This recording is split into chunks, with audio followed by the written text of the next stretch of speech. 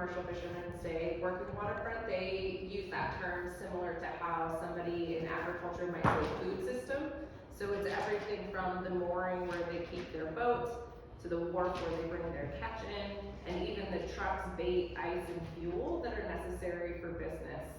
So I'm wondering, and this is supposed to be sort of an informal conversation where we're having a discussion and learning from the panel. So please feel free to ask clarifying questions. If there's anything really big we want to talk about, maybe we might put that at the end. But I'm going to try to engage you a little bit too. So I'm wondering if anybody in the audience wants to share what they might consider working waterfront that they haven't heard or that's a little bit different. Does anybody want to add anything? I don't have a definition, but I'm just wondering about what is the law with respect to high tide, low tide. The gentleman mentioned the time glass that he has access to. I remember that they go back way back to colonial law about landowners owned down to the low tide mark and not the high tide mark. I wonder what is the legal situation there in the intertidal zone. Okay, so just for people on Zoom, the question was around the legalities of low tide and high tide and where sort of ownership begins. Do you want to take that, Charlie? Yeah, so anything you mentioned, you can get into the water at any tide, low tide, mid tide, or high tide. But really the only spot in Freeport where you can access, have deep water access is the town dock. And that obviously is not a boat ramp. So we touched on parking, which is, we could go have a separate forum on parking. But that's a huge issue. Access that was once had that is now lost from properties being bought, which Corey touched on. So in the last 3 years, the use of airboats has actually been, a growing tool for these shellfish harvesters to access the flat. So, they will often launch at Winslow Park and they'll commute wherever they have to by boat instead of just, walking 200 yards down, a field or something like that. And that obviously comes with more issues, noise complaints, times they can operate the airboats, and especially down at the Freeport Town Dock. I mean, there's really no set hours of operation. You can take a walk down there at midnight and see a lobsterman with full LED lights unloading their catch. You can come at 4 in the morning and, same thing, or who knows, maybe Ken is trying to beat the traffic and you're often one of the first ones parked down there, 4:30 in the morning just to get a spot. So if you do live close to some of these areas, that's just the type of activity that you can expect to have. You live next to a boat launch, you're gonna have the occasional loud boat pull out of there. If you live next to the town dock, occasionally the night sky is gonna be bright up from a lobster boat, and it's kind of things that we just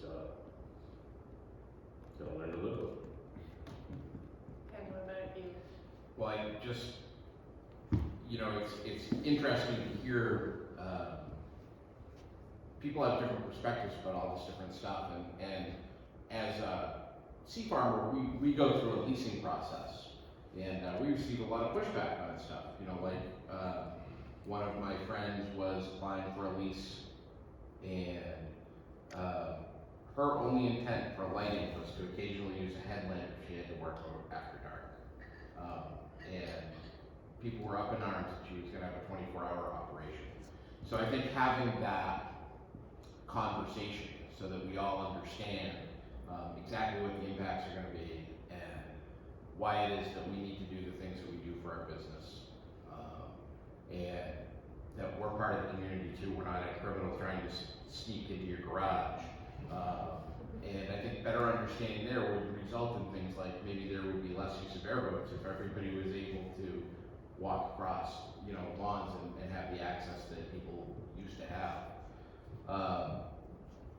I'm really excited because we have a friend down in the Cousins River that started a nonprofit called Sea Meadow to preserve a piece of working waterfront down there where boats are being built, and this is unfortunately unfortunately not in Freeport, because I feel like Freeport would be more receptive, but we have our neighboring town of Yarmouth, is worried about that change of use, which is really not a change of use at all in my mind. I mean, people have been, how many clammers have brought clams in down to the Lowell's boatyard, right? A million.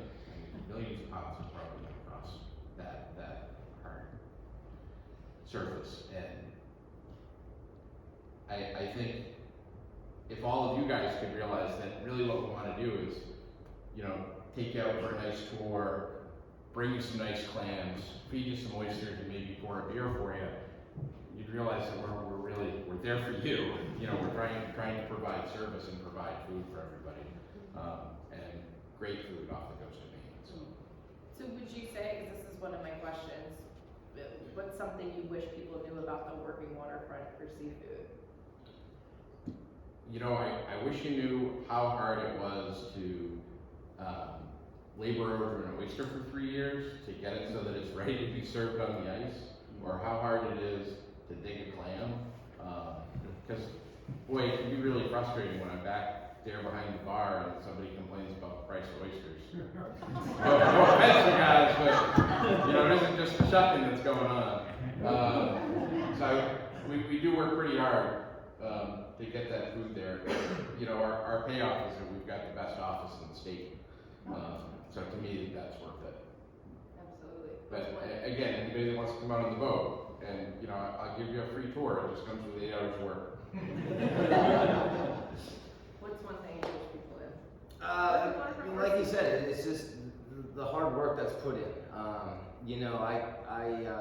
People ask me, how do you stay bent over for 7 hours in a day? And I said, if you couldn't pay me enough to learn how to paint your house, because I would use different muscles that I've grown up using my entire life. So to me, it's almost a second nature job. Unfortunately now I don't dig as much as I used to, so it hurts even more. But so I'm really trying to get out there when the price is good. Like I said too, and we've got people out there working right now. For $90 a bushel, $1.80 a pound is what we're getting paid for them. And I know you guys are buying them for $5, $6 a pound, and they're a couple weeks old. So it's just the more you could buy local and straight from a harvester or any kind of fisherman, the better product, the better deal, the better relationship that's built, as a community member and a working community person. So. Peter, for you, there's quite your answer about the working waterfront. What you wish people know might be a little bit different. Like, what's one thing that you wish? Well, actually, it's very similar because one of the things I try to do with my tours is to be a platform to be able to have some of these conversations, because when you're out on the water, you see a lot of different things going on. I see them through a different lens than my customers do, so I like to try and tell them, okay, so you see that boat over there that's got an area net there, they're fishing bait, and that bait's going to these lobstermen that you see over there that are fishing, and how does all that work? Just having those conversations about how difficult the work is. We may be out there on the water and it's a beautiful day, but there's people that work during some pretty bad weather, and not a lot of people think about that. Especially visitors who are there, to enjoy the beauty of the bay. So just the fact that a lot of the people who work on the waterfront, that is their office, and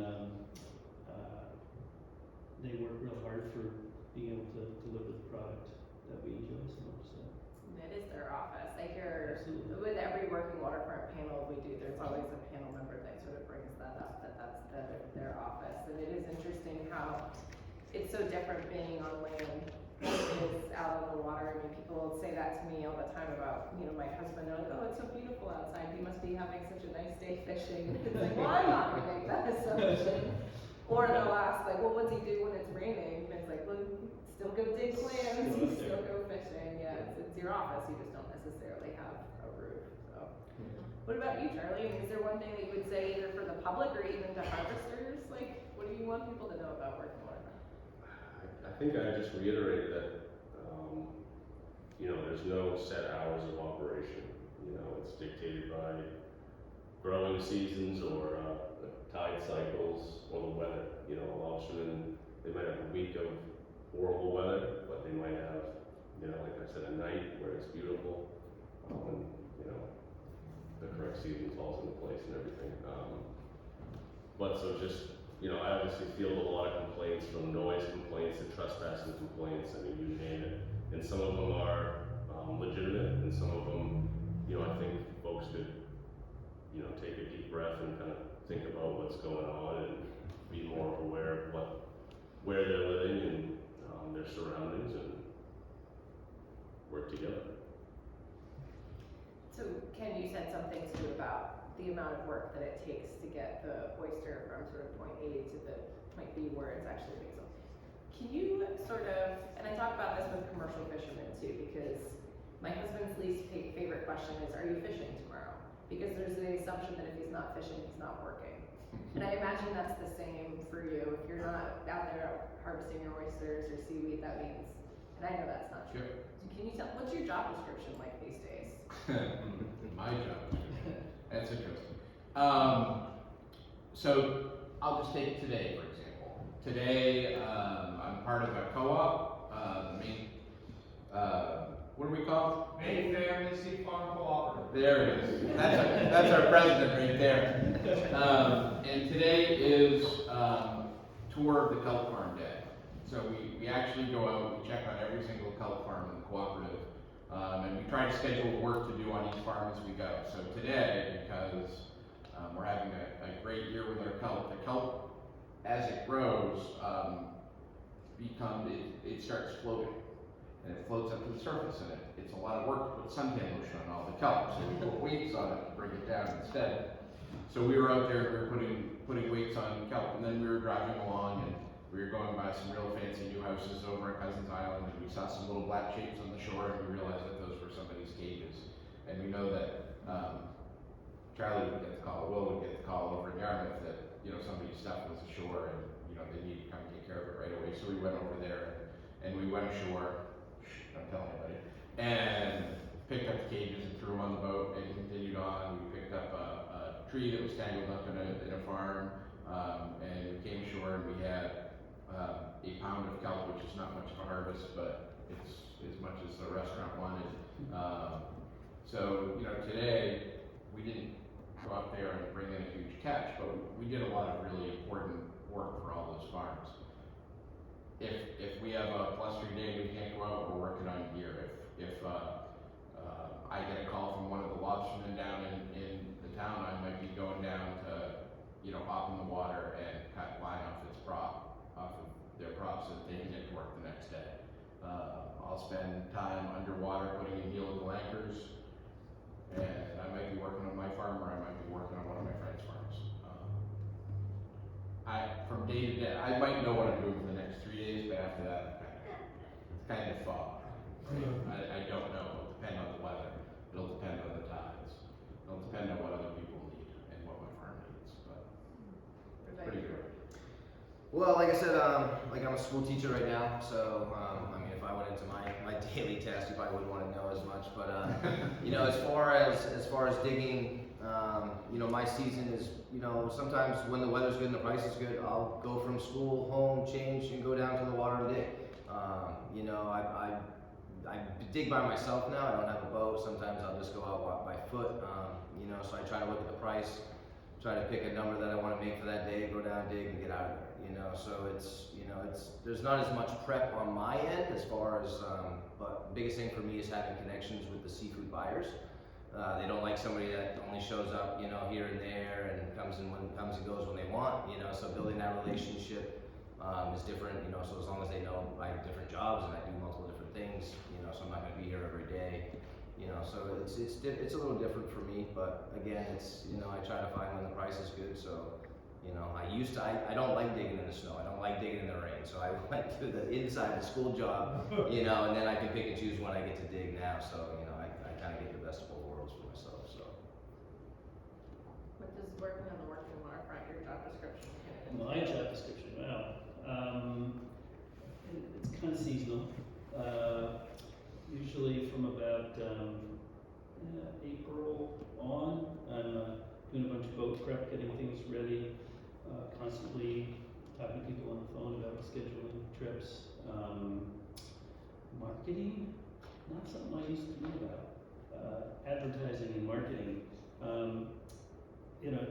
pretty much a one-person operation. I do have some crew that work for me, but, you know, as a small business owner, you have to do multiple hats, as do, you know, fishermen. They are independent business owners. And so, learning how to do a lot of different things, sometimes all at once. But a typical day is, out on the water with customers from about 9 and back, depending on the day. 6, sometimes 8, that kind of thing.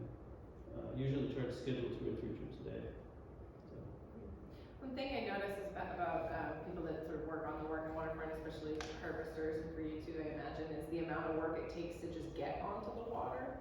So being on the water and that aspect of the job is a percentage of it, but you know, for commercial fishermen right now especially, there's a lot of advocacy that needs to be done, paperwork and reporting that needs to be completed, engines that need repair, gear that needs to be maintained.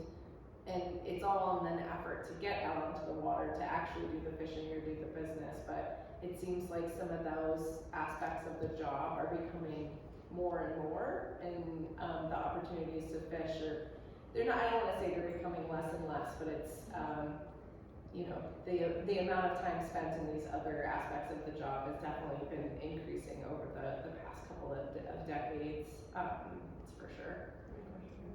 Oh, go ahead. I was wondering about the backfill of fishermen, where, you know, the next generation, are they out there, attracting? You know, that's a great question. Luckily, recently, I've lived in Freeport most of my entire life. I recently just moved to another town over because I couldn't afford to buy a house in this town. And so luckily I had to join the clan committee for multiple months, go to meetings to try to, you know, persuade them to allow me, since I've had my license for 20 years, to live in a different town and just pay double the license fee. So luckily, you know, our town council voted and approved it. So that I had already had a lease signed for, you know, for my house where I'm at now. But, you know, now for me, it used to take me 10 minutes to get, you know, to the waterfront. Now I'm looking at 30 minutes, you know what I mean? So it's more gas, it's more travel, you know, parking, like we say, and stuff like that. But, you know, and I was talking to Charlie earlier, like, what's the numbers looking like? We've started student programs, so if you're a full-time student in high school, you can get a license at a reduced cost and dig through the summer. How long do we extend that? Do we extend it through college? Do we extend it beyond?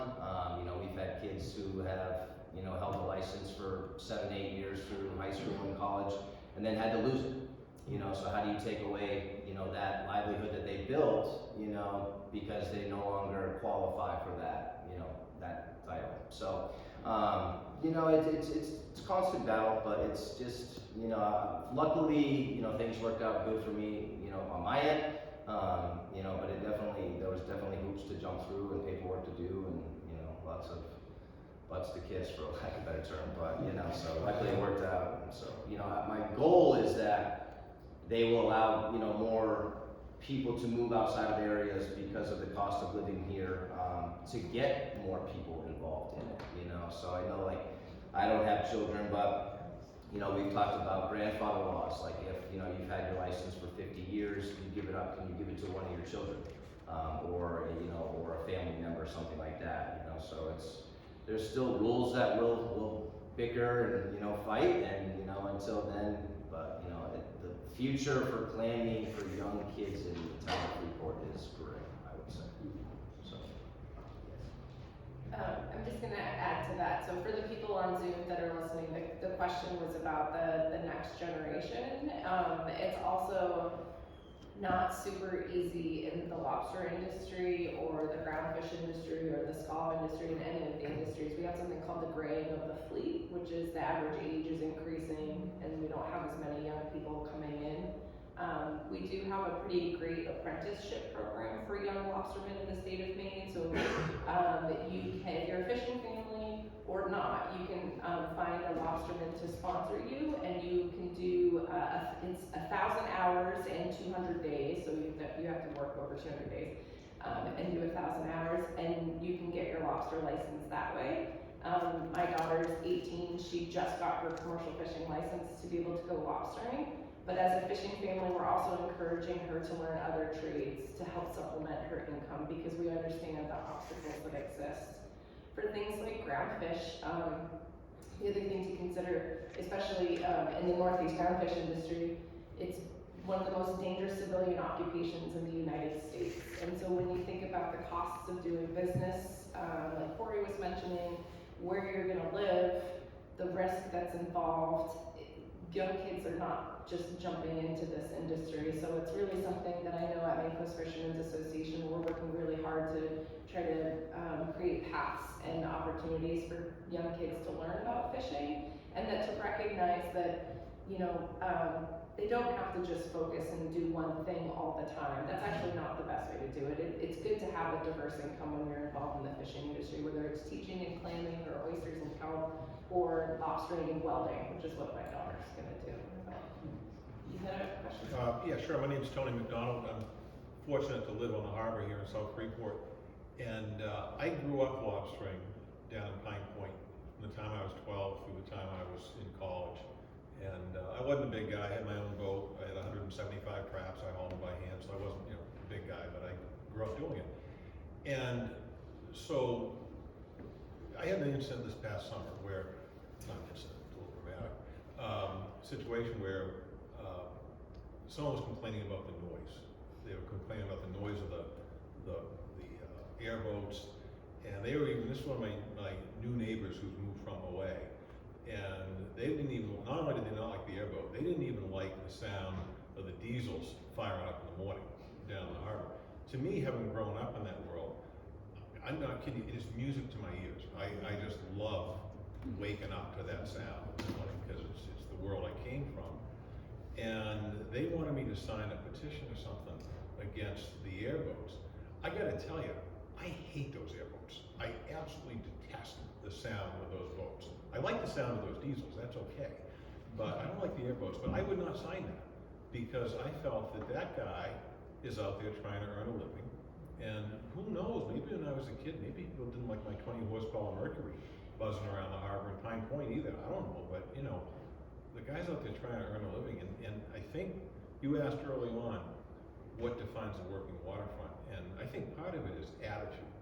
It's an attitude that a community takes towards the commercial fishermen in the community, and how, you know, you're right, Corey, when you said how, you know, people look at you as a criminal or something. They don't know you. You're just a nice guy. And you know, I look at you guys out digging, and I don't know you individually, but I know you because I was one of you at one time. So I think it's great. I embrace it. But there's a lot of people that don't. And some of you touched on how do you bridge that gap? You know, it's pretty hard to hate someone when you find out they're a nice guy. You know, and it's pretty hard to sit there and scowl at him when you know he's a great guy. I should sell me some clams, dirt cheap. I don't know how you do that. Well, it's a communication. You know what I mean? You know, funny story. Like one of my first times, I think I was like 22 years old, and I'm walking out. It's like 4:30 in the morning, and this woman jumps out of the woods with a flashlight, scares the Jesus at me, and asks me what I'm doing on her property. And I was like, you know, I didn't even know this was your property. This is a trail that goes straightly to the clam flats. You know, I was like, I'm just going to work, and then I'm walking the same path I did. And you know, for the rest of that summer, she'd peek through her window and try to see what I was doing, and you know, just head down, walking in, head down, walking out. Because I'm afraid sometimes if I say something to somebody, they'll perceive it as wrong, and I'll lose that access as well. You know, so I've offered free clams before. I know we're not necessarily supposed to, you know, sell them straight to the public. However, you know, I've offered, you know, here, thanks for allowing me to park in this spot, or allow me to, you know, access this path, you know, without any trouble. I really appreciate it, you know. So, and that goes a long way, but it's, you know, not everybody's gonna do that, you know. And so it's, like you said too, just because, you know, you were one of us, it doesn't mean we're all good guys and we're all nice people, but it doesn't mean that we're all bad people either, you know. So like, we're out there just to work, you know, and as soon as I get done, I just wanna get home just as fast as you do, so, you know, so I think one of the airboats guys didn't do anybody any favors when he came through the cove. You know, we live in that big cove just north of Brewers. When he came through that cove early in the morning, holding his middle finger up, running around that, that probably didn't help him. Exactly, and that's the thing too, is we get dragged into that as well, you know, and it's like, you know, this guy did this, or this person did that, you know, I don't want any more people to come down here again, you know, and we've lost a lot of parts around Spark Cove, which is a great place to dig. There's like tons of places to park on the side of the road and tons of trails that go straight down. But, you know, one person leaves trash or one person does something wrong and it ruins it for the rest of us, you know, so. One of my favorite things that we no longer do anymore was actually shoreline cleanup, where we would walk, you know, a mile each and just carry trash bags and pick up trash. You know, that was on people's yards and stuff like that, or my waterfront, my working area, and you know, I did that because it benefits myself, but it would also benefit, you know, a homeowner. And if they see us out there doing projects like that, helping clean up, you know, maybe they'll look at us in a different light. So. I mean, that's the goal of working waterfront panels like this, are really just to try to help bridge that gap, and like with the scuttlebutt guide. As a matter of fact, we had a panel like this in Cundy's Harbor in Herbswell, and a good friend of mine was on the panel. He's a lobsterman, and he met someone there, you know, and when she saw him in Hannaford later, she like ran up to him and was like, "Oh, Matt, how's things going? How are things doing?" And he could not remember for the life of him who this person was. But when we talked about it later, he was just so thrilled that he had like created this relationship with somebody who potentially could have said, "Your boat's too loud, your lights are too bright." But just making that connection in this type of situation, they became buddies and neighbors, and you know, now she's an advocate for the industry and for commercial fishing and the working waterfront in our community. And you know, I would hope that whatever you learned today or talk about, that you might tell other people, and when we do this again, and it just sort of grows. So. And it feeds into, I am one of the board members of Sea Meadow, and just backtracking, when I think of working waterfront, trying to save it, you're confronted with real estate raised prices. So it's really, really hard to protect these spaces. But I wanted to follow up with these relationship issues that it affects the way a town manages a working waterfront landowner. So those same complaints permeate into us trying to provide water for our farmers, trying to expand and improve the infrastructure to prevent erosion, and ordinances, and the interpretation of the language in those ordinances that don't help farmers. They could be interpreted many ways, and you know, I'm trying to help these guys, and they can't expand, and they can't respond. You are responsibly farming, but they can't, you know, upgrade into more reasonable practices. They're always doing it legally, but there would be much better ways that would make everybody's life better. And as the owner, I'm sitting here stuck, you know, and it's really frustrating because I'm doing this. I'm allergic to oysters. I can't even eat it. I'm doing this in labor of love, and this without no support. When I'm bringing the economy into a town, is just beyond frustrating. So it comes down to, and I'm not saying for, you know, each municipality has different priorities, and if they're going to accommodate increased high-end real estate, they are really, really squeezing out an industry and accessibility to really basic long-term uses of our resources that are responsible and respectable. Absolutely, and you just touched on something, and Ken touched on it before too, so I'm gonna bring this up, and that's just environmental health, the difference between large brand new developments versus harvesters that are on the water. So Ken, as part of your job description, like we talked about, how much trash do you think you pick up in the ocean? Oh, a ton. I mean, how much do I live at your office, Charlie? We pick up a ton of stuff. Stuff that's floating by. You know, if we see stuff on the shore, we'll go and pick it up. There's a few coves actually that really get piled up with trash, not necessarily from our farms, but Pigpen Cove down on Wolfstack is one of them that, you know, we periodically go in on a real big high tide, and we'll pull everything out of there. It's just the right thing to do. Yeah, a lot of lobstermen talk about balloons and their traps and things like that too, or that they just find floating around, and, you know, when fishermen can't go fishing and they can't pick up that trash, it's still a problem as opposed to, you know, what about you? You pick up a lot of that? Yeah, a lot of, you know, I find a lot of stuff buried in the mud. You know, and that's, you know, dangerous to us. Bottles, cans, you know, just things you shouldn't see, tires. You know, so as best I can, I don't carry a lot of stuff in, so I'm able to carry stuff out. But yeah, I'm always putting, you know, beer cans or soda cans or bottles on my sled and, you know, tossing them in the back of the truck to, you know, recycle later. And, you know, but it's, even if it's ropes, if it's balloons, you know, it's better off not being there, so I don't mind taking it out because, you know, in the long run, it will benefit me. It'll keep that homeowner happy, maybe allow me to park there again tomorrow, or, you know, so it's always just the more I can do to make the resource better in the long run, you know, I'm willing to do that, so. Peter, you said you talk to your clients about the environment when you're out there. I do, but on the same topic here about cleanups, there is a coastal cleanup event that happens every year in October that's statewide that people can get involved in. It's a lot of conservation commissions and so on sponsor a certain place to do that. So people can get involved, and you can actually do that in your own property if you own shorefront property. And folks tally up how much trash and what kind it is, and just there's a lot of statistics about what types of trash are out there and where they're coming from, where they're found, and so on.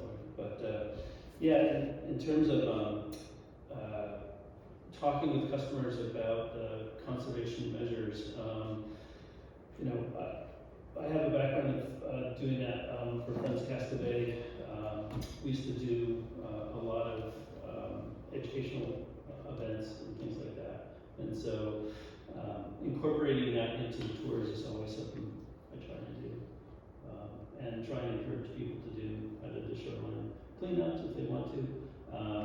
Usually we'll swing by and pick up, you know, a chunk of styrofoam that's floated by as we're coming back from the trip. Got some great photos of folks on board that you know, collected a couple of garbage bags full of stuff from an island trip that we did. So So Joe, I'm gonna mix it up for you a little bit. Do you have a favorite waterfront spot in Freeport, and why? Do I? Yeah, you do. Well, I can't tell anything. it's secret. Why? I'd say anywhere on the water, late October, on those nice 65-degree days that you occasionally get. No one else is out there. You know, there's a few lobster traps here and there, but just the quietness that October brings is pretty nice for me. Not a particular spot, but I guess that time of year is pretty nice. Yeah. October on the waterfront in Maine is beautiful. Yeah. What about you? Can you get a favorite spot? Favorite spot in Freeport. There's an island that's right near my farm, and folks that live there are fantastic. They don't seem to mind me going over there occasionally, so I go and I clean up, and I might occasionally have some oysters that fall out of my cooler into their cooler. Because, you know, we're friendly, and I love to go over there halfway through my day and just kick back for half an hour and have my lunch, and hopefully not interrupt the lunch, turn off the phone. What about you? I got a lot of favorite places. It's hard to choose one. Since this event is also sponsored by the Land Trust, one of my favorite places is Powell Point in Freeport for walking. Super nice trails that go down to the shore, overlooks the river, great spot. On the water, Upper Green's always intrigued me. There's lots of shorebirds there, often lots of seals at low tide. And whaleboat and little whaleboat, that area is also a little gem. And Lake Fall too, when most of the people are gone away. Right. As far as working, pretty sure Charlie can attest, you'll find me down to Bartel Island. I love that area down there. It's easy in, easy out for myself. As far as enjoyment, if you get the opportunity to get to the end of Harp Cottage down by Winslow Park, beautiful, beautiful spot. To see the boats coming in, to see the boats coming out, to see the old remnants of the castle, you know, the town dock lit up with the restaurants, you know, it's a really cool place to be. So. What about anybody in the audience? Oh, did you have a question or a favorite spot? Question, so there's nothing more pure than oyster, right? The point of view of the environment and what you eat and what it cleans the ocean. So I would love to have, you know, so I would also hear all the people saying that they want to get more oyster licenses but can't because of all the objections that people have. So I got to talk to somebody who objected, because I was really trying to understand the objections to the permit. And she said that there is no overall, there's nobody who supervises on a state level where the oyster farms get put, so that their alignment is such that she can't drive her boat to her dock. I'm just quoting. Yep.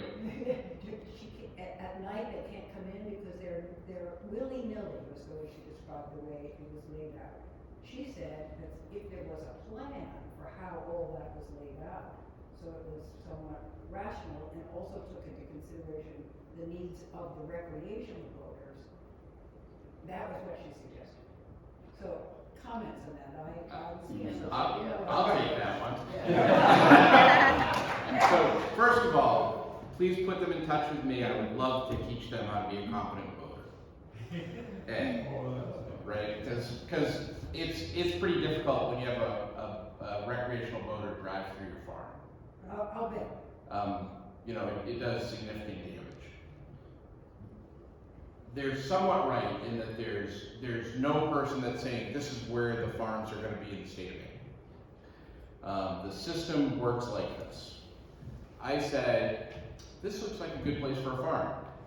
And then I trot down and I might talk to Charlie, might talk to, you know, the local lobsterman. I ask them about that spot. I probably adjust, I move it around a little bit, and then I put an application in at the state. I did that in 2019, I'm still waiting for my lease. So, you know, it's not like a short thing that happens, and I know there's been a lot of changes out on the water. There are a lot of farms out there, but it's far from willy-nilly, and everybody that's in this room has the opportunity to take part in that process, because there are public hearings that we go through. Before we even get to a public hearing, we have what's called the scoping session. I had mine in 2020 down at Winslow Park, because you know, COVID, we had it outside, and everybody in the community was invited to come and give their opinions on my plan, and I have an opportunity to, you know, adjust before I make my final application with the state. And I had some people come, and I had a lobsterman come and say, hey, you know, this would be way better if we shifted it just a few degrees this way, so it would run exactly the way we run our traps. And I adjusted it there. You know, my farm is in, or where my farm will hopefully be when the lease comes through, is in pretty shallow water. At a negative low tide, I have no problem walking around where my farm is. So most people don't want to boat through there anyways. Although, like I said, I've had a few people boat through at high tide and run into things. I do have some smaller 4-foot by 100-foot leases there now. The alternative of having a big plan, like a statewide plan, they do that out in Alaska now. But that would require significant legislation. And, you know, our legislators would have to work on that, and we need some leadership from the governor's office, I think, to do that. And I think most people that are out there farming would be pretty excited if we could move those leases along in that way. But there's no movement to do that at all. But as far as like being able to get around in the dark and everything else, I do it. I do it all winter long. I do it all summer long. I'd love to talk to them, and we aren't allowed to put anything in the way. Like when I make my lease application, I can't block someone's ingress or egress to their docks. I can't put it where there's, where lobstermen put their traps. It doesn't matter how many traps. If they have traps there and they've been using that for a few years, I won't be putting a farm there. So it's not so easy to get those leases that are out there. Whereabouts do they live? Do you know? I'm not asking for an address.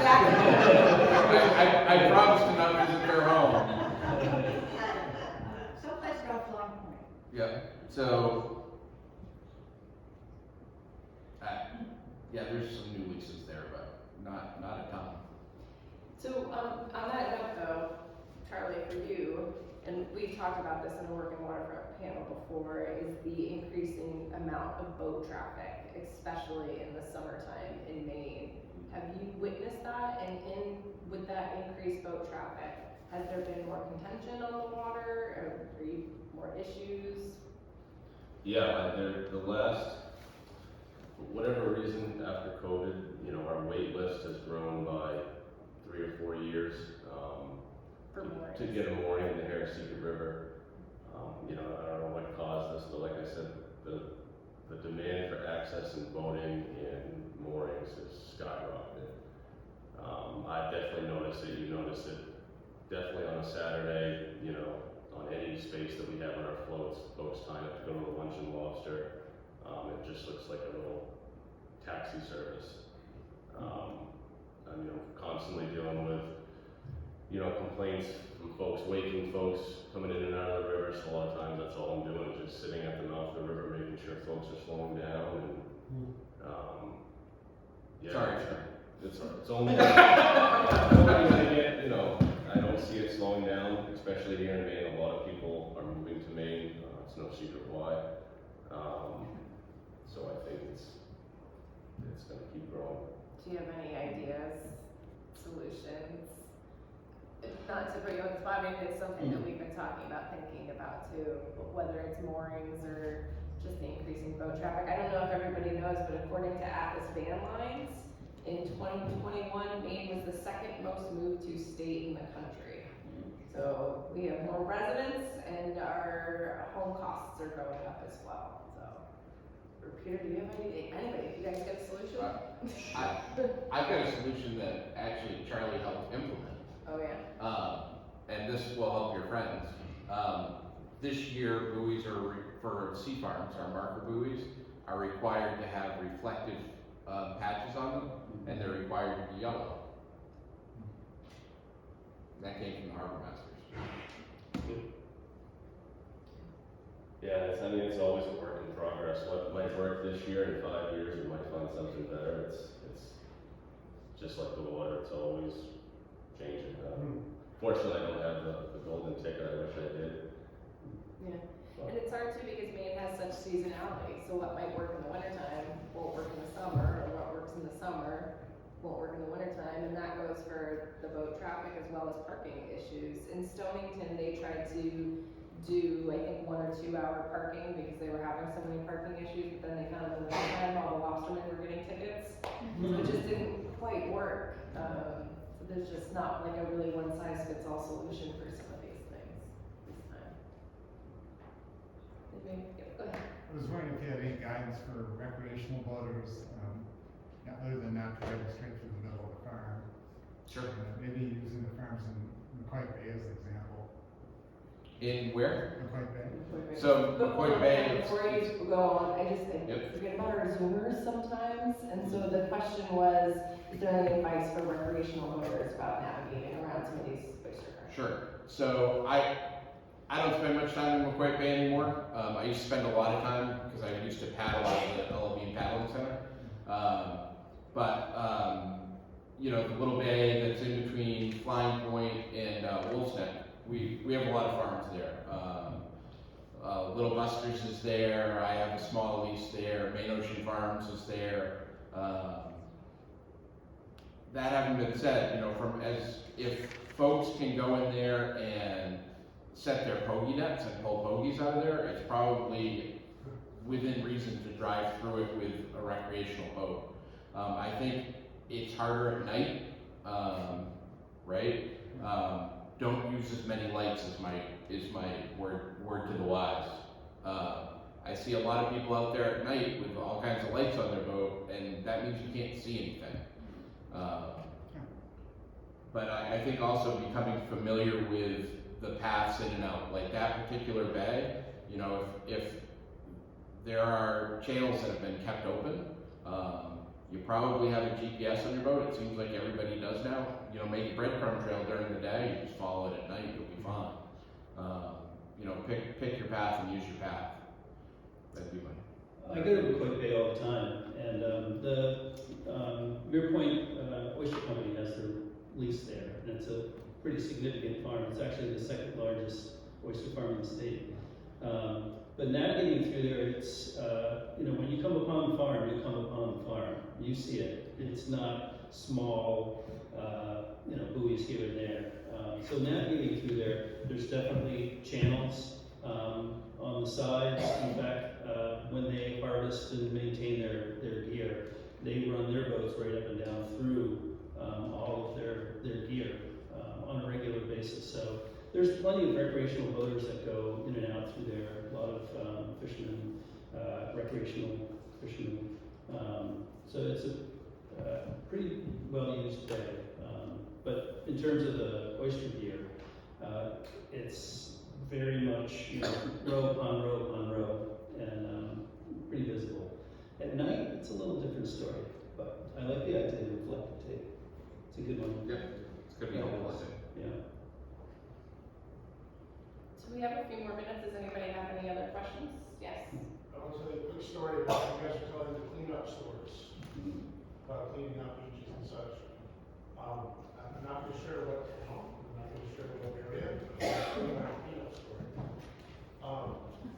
I was recreationally fishing. I don't get to do that very much anymore. I'm supposed to farm.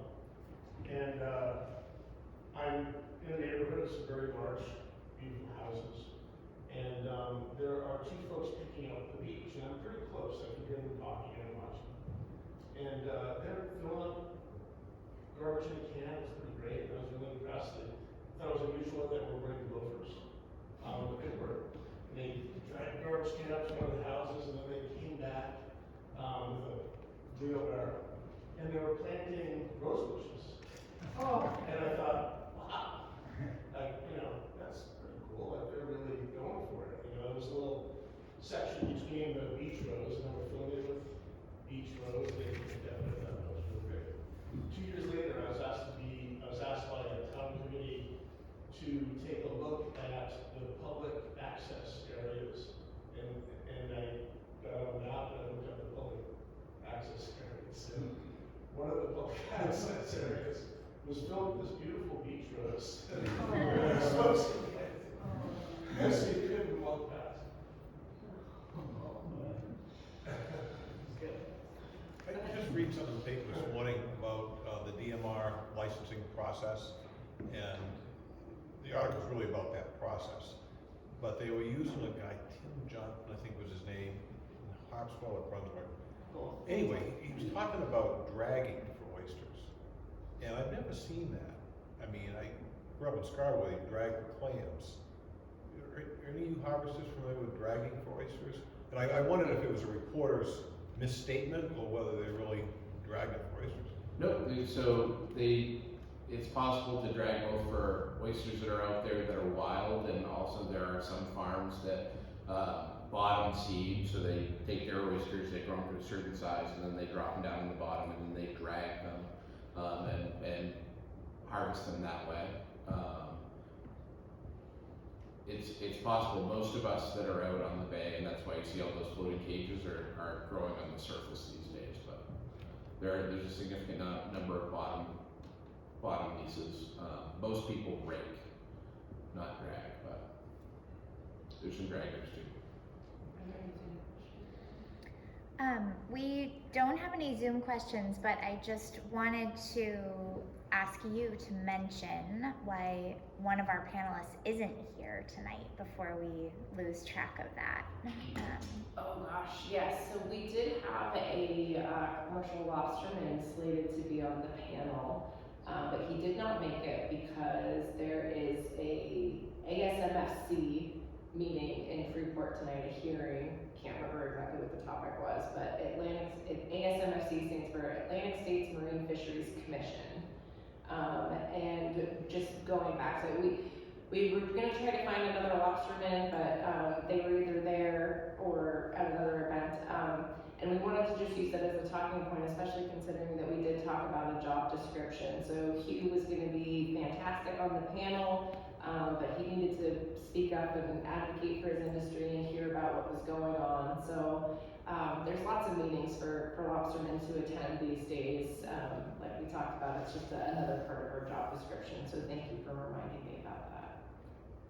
So, I'm aware that I have no stories in my head, very many, or none, about what the state of the fishing industry is like in Freeport right now. I don't know how many clammers there are, I don't know how many lobstermen, I don't know whether they're flourishing, I don't know whether, I know that still a lot of people doing oyster, but I don't know what the brown fishing, I don't even know, and I've lived here for 45 years. And it would be great to have that story. What's happening, you know? I would, it would be great if we could all get together and maybe even write that story and put it together as a pamphlet for this is what the working waterfront looks like in Freeport. You could absolutely do that. As a matter of fact, if you go to the Maine Coast Fishermen's Association website right now, we have something called the Working Waterfront Inventory Template and Report that gives you all the tools that you need to inventory some of that. And it's to help share that story, but also to help advocate in your town what you need for capacity and to give you the tools and knowledge that you need. Charlie, do you have any quick facts? I can imagine you have no groundfish fishermen. Yeah, we don't have anything for groundfish. We have over 50 commercial shellfish harvesters, Corey being one of them. Right around 15 full-time lobstermen, over 40 aquaculture sites that are LPA standards and experimentals here in Freeport. So just a couple quick things. So there's a lot of stuff going on. Is it much less than it was 20 years ago? Is it? It is in certain things, but it's grown in others. It's grown in aquaculture, maybe shrunk a little bit in lobstering. Our license numbers for shellfish has stayed the same. The age is getting older. Like we talked about, not as many younger folks getting into that industry right now, but definitely things are slowing down in some areas, but in other areas they're ramping up and making up for it. So it's Kelp and oysters ramping up. correct. Yeah. Yep. So just to try to help characterize the situation in the near future for agriculture,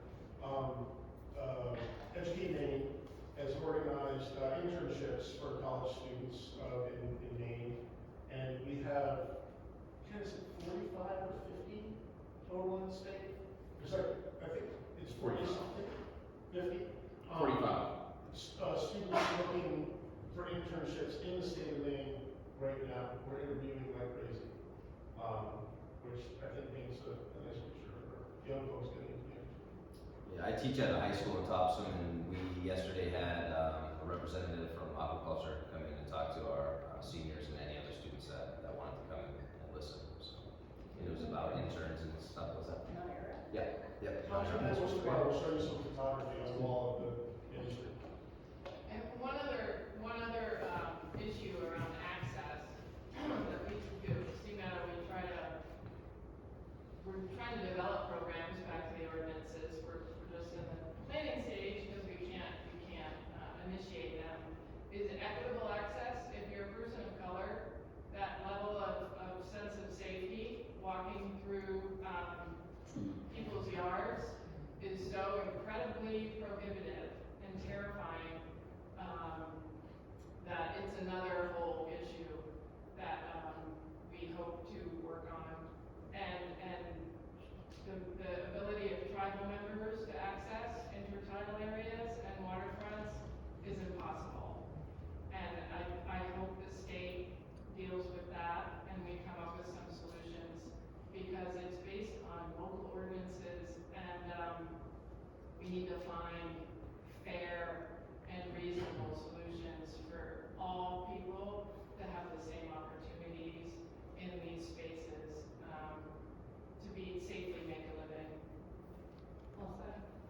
like I said too, I mean, each town's different, so I know that Brunswick can, you know, their harvesters can dig 7 days a week.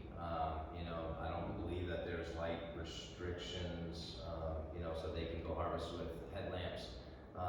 You know, Freeport for a majority of the time of my younger career was, sometimes it was 4 days a week, sometimes, and no weekends, or sometimes, you know, it was no Sundays and no holidays, and, you know, so we've kind of, you know, adapted a little bit more to a regular schedule, but, you know, I believe it's 6:30 to 6:30, you know, so if the tide falls at 5:15 a.m., you know, I can't get out until 6:30, you know, that prohibits the amount of money that I can make in that day too, you know, so every town's different, and like you said, some access points might be easier in other towns, you know, because of the lighting or the time of day that we can operate, so.